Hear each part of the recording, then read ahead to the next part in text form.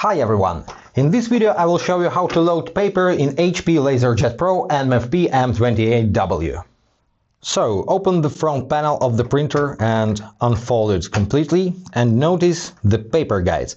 When you move one of them, the second one moves simultaneously to align your paper in the center of the tray.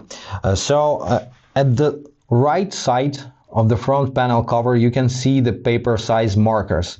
So you can set it to A4, to 8.5 by 11 or to A5. Of course you can use smaller paper if you need, but this is the limit. Don't try to push it, don't try to force it, otherwise you will break your printer.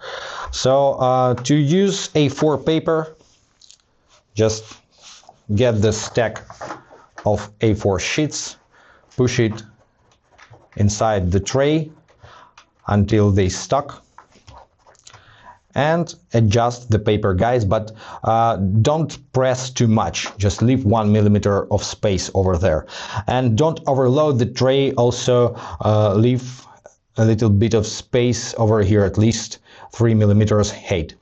Now just unfold the output tray, unfold it completely, just put it towards yourself and start using your printer.